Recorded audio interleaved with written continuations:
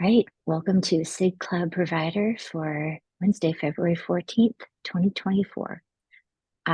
Today we have just a few agenda items. Before we jump to agenda items, do we have any provider updates from any of the providers represented herein? That's a negatory, Ghost Rider. So let's hop to the agenda, and I am going to make it possible for Joel to share because I suspect that he will have things and also stuff that he's going to want to share and show us.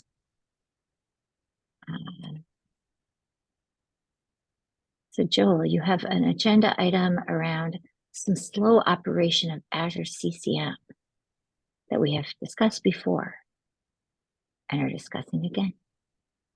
Yeah, just give me 1 second and I'll see if I can share Oh, screen. absolutely. If it's possible. Otherwise, I can show this issue, but I kind of want you to be able to scroll up and down at it if you want. Yeah, no, that's fine. Here we go. I haven't shared a screen on Zoom for a long Yep. time. Hopefully that works. Yep. Looks good. Cool. So,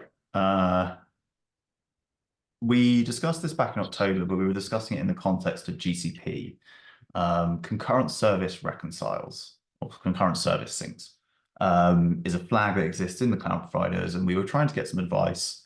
And I remember actually, John, you were saying that IBM runs this at like a value of 8, and most other providers default this to 1 at the moment. In OpenShift, we obviously have lots of different clouds, and we've been looking at the performance of reconciling services. We've been seeing some bad performance on GCP and Azure in particular, so I've been looking into those. On GCP, we upped that to 10. We did some analysis. We went and deep dived on the code, looked for anything that we thought might be worrying about running these concurrently, and we were pretty happy that that was stable. Did a bunch of testing, creating new load balancers simultaneously, made sure everything was working before we kind of shipped that. Then we came on to Azure and started doing the same thing. But the first hurdle with Azure is this issue that's been open, but what was opened and closed about 5 years ago, 4.5 years ago. So what was happening at the time was that in Azure, you could create a load balancer, and the CCM would create that for you. But at the time, it looks to me like the Azure load balancers only supported a single front-end IP address. Things have moved on a long time from that, a lot from that time. Now, looking at how the CCM works, you can have multiple front-end IP addresses, which is interesting because the bug that was originally found was that if you created 2 services concurrently and the load balancer didn't exist on Azure yet, one of them would win. You'd have 2 calls to Azure. One would say the IP needs to be this, the other would say the IP needs to be something else, and the last write would win. The way You got a that this, race condition. Yeah, you got the yeah, unpredictable outcome. yeah. But now that Azure supports multiple IP addresses for the front end and that the CCM supports this, actually the way that the logic works, I think the race condition has gone away. So what you see now, if you look at the code, is we create the load balancer if it doesn't exist. And bear in mind in Azure, like there is only one public and one private load balancer. So this happens once per cluster creation. So it will create the load balancer and it will set the front end IP at the very beginning to whichever one that happens to be. However, when you return out of that function, there's a few more things that it starts worrying about. So it sets up the rules for the load balancer, and then it does a second reconcile of the front end IPs. And I think this is where the fix basically is. You can still get that race initially, like, hey, I need it to be this. But now in that same piece of code, just slightly later, it reconciles the front end IPs a second time, which means actually, even if it does say, oh, I've just overwritten that, moments later, it puts it back. And so I think it should be safe to remove this limit for one concurrent service sync. We've done a whole bunch of testing. I've written up a bunch of notes, so you can see all of that actually in this issue. Wonderful. this link I have put in the doc, and it links to this particular comment of mine, where Great. I've kind of gone through what I have found. So if you do want to read any more on that, you can take a look there. And then, Absolutely. Should we uh, also, do you think that would be appropriate for us to also link that over in the GitHub issue, or is that out of scope? yeah, that's also appropriate to link over there, I think. Okay. Don't know if I did that yet. I did leave a couple of comments on the issue. Oh, Uh, yeah, absolutely. But you can also see some conversation in here between myself and Xiaohua being a QE engineer that I work with. She's actually been testing this and was creating various amounts of services at, creating 10 or 20 in one go with no load balance at present, which meant that in her testing, at least, we can't see any issue, even just creating 20 services Mhm. concurrently, having that load balancer race. So, things have moved along. We So believe it the might race. be fixed. Yeah. And so we'd like to kind of reevaluate if that limit of one concurrent service sync is still appropriate or whether it should be removed. That is really good context. Thank you for adding that. And going back over to the bug on GitHub, I did go reopen it, and I am going to put a comment just saying like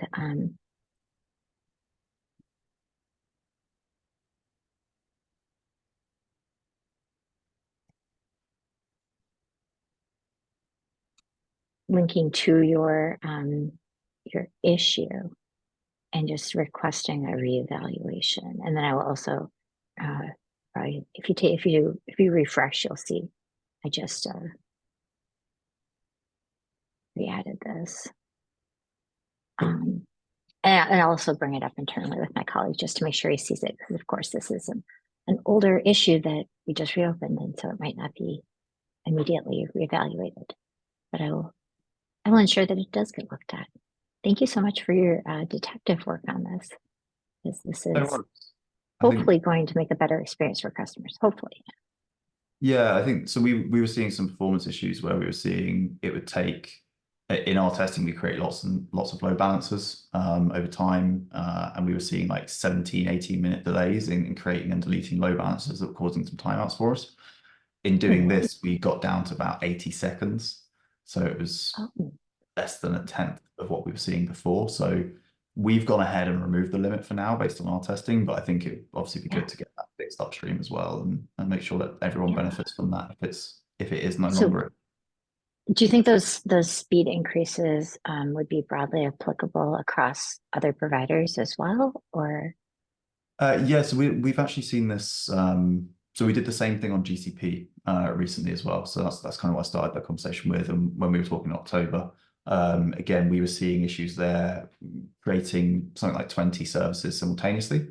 And on GCP, again, it would take 20 minutes or so to complete those. Yeah, Increasing the concurrent service sync brings that right down under 2 minutes for all 20 of those, which yeah, has made a massive improvement.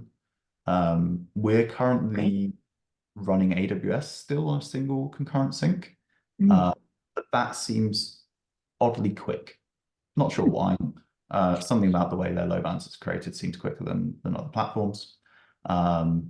But yeah, we have been looking into this across the board, and it is, in general, it appears to be safe. All of the core library code appears to be safe. It's just how do the calls happen Yeah, in the cloud provider specific bits, and then is there any consideration for shared resources? Obviously, on the Azure load balancer side, there is one shared load balancer. You attach rules to it. On the rules front, it's very simple because each rule is named independently, and the API call just refers to the load balancer to attach it to or delete it from. So there's no issues there.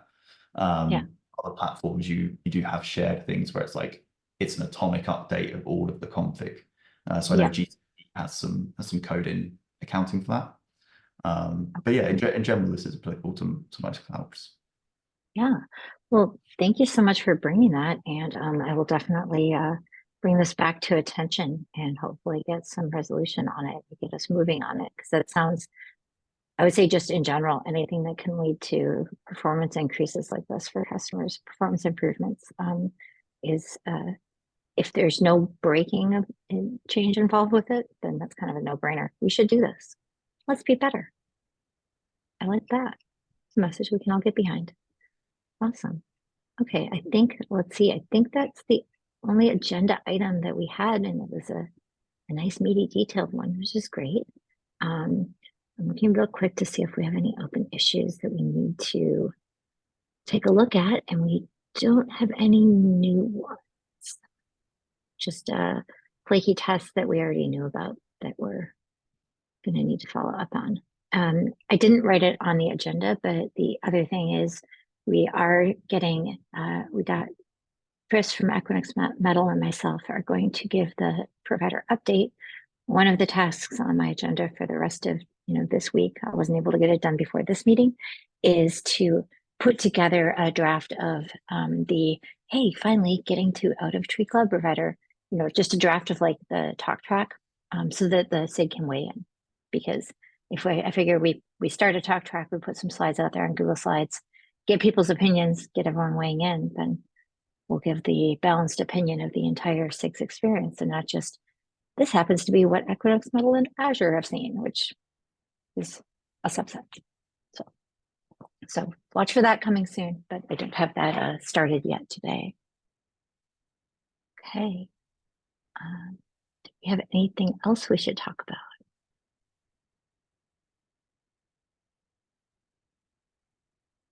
All right. Oh, and we have someone just joining us. We're just finishing up, but if you have something you want to talk about, we would love to hear it.